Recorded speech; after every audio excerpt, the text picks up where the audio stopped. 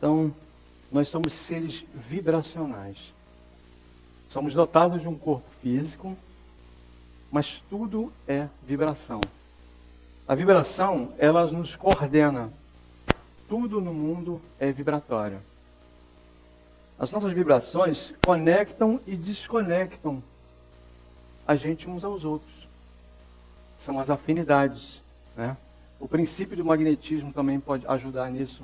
Por exemplo, a gente está numa festa, um encontro, tem várias pessoas. Então tem vários grupos. Eles se afinizam por tipo de assunto, né?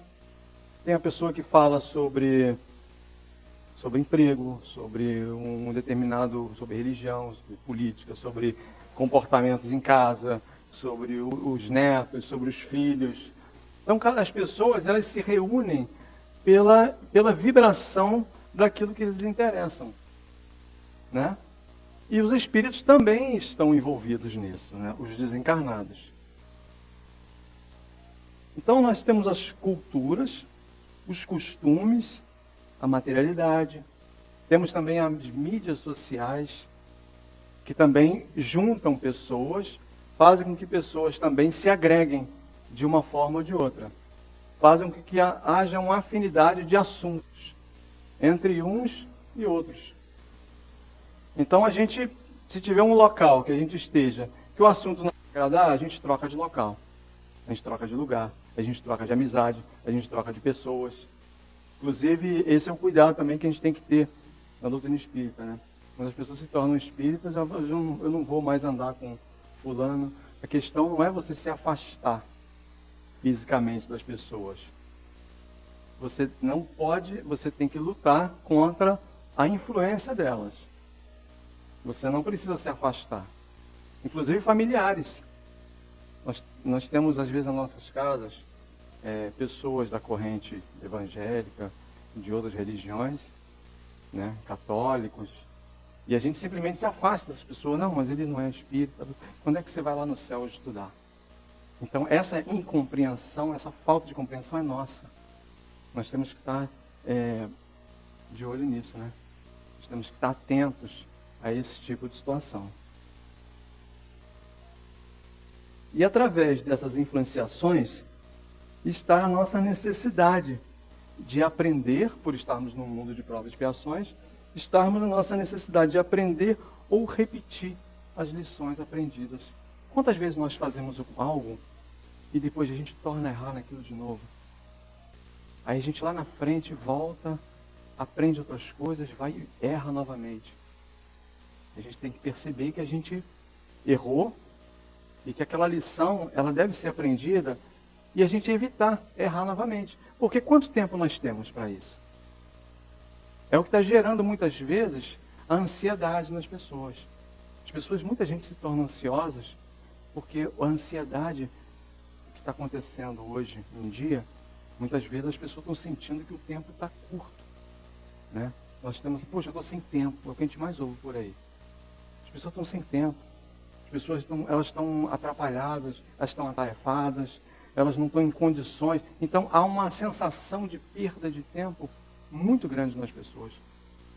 Os jovens, principalmente, eles têm uma hiperatividade, uma busca. Os próprios pais, eles, de uma forma ou de outra, tentam incutir atividades a eles. Então, meu filho faz isso, faz aquilo, ele está na hidroginástica, ele está fazendo curso de inglês, ele está fazendo curso disso, daquilo. Então isso aí vai gerando uma ansiedade. Nós vamos sentindo que nós somos obrigados a ser vencedores. Isso é uma influenciação. Então, a influenciação também, a gente tem que pensar que ela também é de encarnado para encarnado. Porque muitas vezes, pensar no desencarnado, nos influenciando, é uma ótima forma que encontramos para, muitas vezes, culparmos alguém.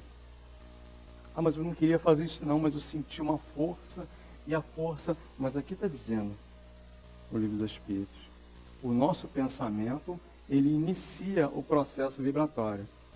Os espíritos se aproximam. Né? Muitas vezes, eles também se aproximam, mas quando não há campo vibratório, eles se afastam. E o que nós fazemos muitas vezes? Nós erramos, nós faltamos com alguma atitude e simplesmente colocamos a culpa neles. Aí tem os processos obsessivos, né? Tem os processos obsessivos e muitas vezes nós vemos por aí as pessoas incorrendo as desobsessões em igrejas. Vamos expulsar o demônio, vamos expulsar fulano de tal. Mas foram nós que trouxemos eles. Nós é que nos conectamos. Nós é que empuxamos. Muitas vezes na reunião mediúnica, o Espírito fala assim, poxa, mas ele me chamou. Ele pode ter chamado. Chamou pelo nome, mas ele não conhece, ele está desencarnado, mas chama pela vibração. Chama pelo processo vibratório. Chama pela afinidade das atitudes. Da vontade de fazer o que o outro gostaria de fazer também, se tivesse encarnado. E dependendo do estado de busca, a gente pode nos confundir. A gente criar o conheça-te a ti mesmo, buscar isso. As pessoas duvidosas, elas são mais influenciáveis. Você vai lá no céu de hoje, fazer o estudo? Não sei, estou pensando se eu vou, estou pensando se eu não vou. Isso não é legal. Porque, engraçado que isso aconteceu comigo ontem, à noite. Cássia, minha esposa, perguntou, você vai no estudo amanhã, na palestra? E, poxa, filho, eu não estou me sentindo bem, mas eu sei que eu não sou de faltar. Então, não fica tão difícil detectar que o pensamento não era meu. Agora, as pessoas duvidosas, elas dão esse precedente. Eu estou na dúvida, mas eu estou na dúvida, mas era para me estar, não era para estar. Por que a gente faz isso? Porque nós não estamos ainda em processo do conheça-te a ti mesmo. Nós precisamos nos conhecer, nos fixar naquilo que a gente quer. Você vai em tal lugar? Vou. É prazeroso. Vai ter uma festa junina aqui. Você vai na festa junina? Vou. Vou sim. Amanhã tem um hereu lá em Macaé. Vamos embora. Não vai? Não vou não. Porque eu tenho um compromisso assim, assim. E o que as pessoas fazem? Elas se colocam em estado de dúvida. Isso, para influenciação, que é o que está o tema aqui, a influência oculta dos espíritos em nossos pensamentos e atitudes, é um prato cheio. Porque eles já sabem que a metade já é deles. Opa, agora eu tenho que conseguir o restante. Que os 50% eu já tenho. Não é isso? Então, quando eu estava na dúvida, eu imaginei aqui o seguinte. Eu até anotei. Eu achei que não estava em condições. Aí eu me lembro rapidamente do Jerônimo Mendonça. Alguns aqui devem conhecer. É o Gigante Deitado. É um cara que fazia palestra, deitado numa cama. Ele era cego. Ele tinha problema de, não sei se era paralisia, problema de coluna. Ele fazia a palestra deitado. E ele pedia cama. As pessoas davam doações de cama para ele. O Divaldo uma vez perguntou para ele, por que você não está precisando de uma cama boa? Ele, não, meu filho, eu vou ficar com essa aqui mesmo. Por quê? Porque com essa cama eu já arrumei centenas de camas para as pessoas que precisam. E eu fico com essa. E a cama dele era bem velhinha. Então era uma forma. Ele ia numa Kombi, que ele tinha que ir deitado para fazer a palestra, então ele ia deitado. Então eu fico imaginando a gente como pessoas que já estamos andando, estamos enxergando, estamos perfeitos fisicamente, uma beleza. Não há como negar de estar nos lugares. E por quê? Há grande interesse para vós essa distinção útil de não saberdes. O homem age mais livremente. Se decidir para o bem, o fará de melhor vontade. Se tomar o mau caminho, sua responsabilidade será maior. Exatamente isso que a gente não quer. A gente não quer responsabilidade. A gente quer que alguém desencarnado, desconhecido, assuma o nosso lugar. A gente quer que alguém seja o protagonista das nossas decisões infelizes. Isso não é legal. É por isso que muitas pessoas, às vezes, mas eu não gostei do espiritismo, não. Porque tem que estudar muito. Não. É porque a responsabilidade é maior.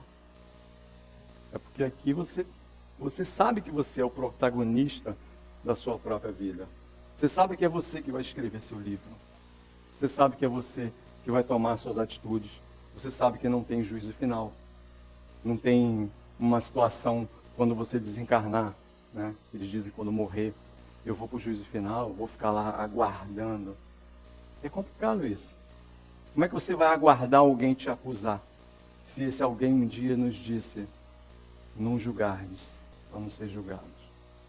Imagina só. Então não há julgamento. Há uma consciência própria, né? Há um sistema operacional instalado em cada um de nós, em que nós temos o discernimento de saber o que é bom e o que é ruim, o que é o bem, o que é o mal. Mas o que é o bom, o que é o ruim? Está nas leis da natureza. Como é que eu vou saber? É fácil. A gente olha a lei da gravidade, fazer o próximo somente o que gostaria que ele fizesse por nós. Está explicado. Tem muita coisa para dizer. Amar o próximo como a ti mesmo, e amar ao próximo como a ti mesmo, e amar a Deus sobre todas as coisas, você fala de amor. Jesus chega a uma clara conclusão de que o amor é uma energia única. Se você não liberar isso para ninguém, você não tem, porque ninguém consegue ofertar aquilo que não sai dele próprio. E se não sai dele próprio, ele não tem, ele não consegue colocar para fora, e como é que fica? Então toda a energia, tudo que a gente pensa, amor, ódio, tristeza, está gravado em nós primeiro. Nós precisamos produzir isso para mandar para alguém. E nessa influenciação ocorre dessa forma. Se eu produzo uma energia ruim, aqueles espíritos que querem estar comigo nessa energia, eles vão se aproximar. Né? E ela vai ser tão intensa quanto for a intensidade da minha vibração, da minha vontade. Não é isso? Agora, a questão da dúvida também, Kardec fala aqui que ele, se fosse útil distinguir os pensamentos, os bons e os ruins, Deus daria a nós os meios de saber. Nós iríamos saber se o pensamento era nosso, se o pensamento era de algum espírito, né? Essa dúvida, ela pode nos ajudar a não se sentirmos muito culpados. É uma possibilidade. Alcançarmos alguma misericórdia. Seria também uma possibilidade. Ou simplesmente separar o joio do trigo. Saber realmente quem somos. Porque muitas vezes nós, cegos, encarnados, sujeitos àquilo que não enxergamos, mas que estão nos vendo, nós realmente estamos despidos e mostramos quem somos.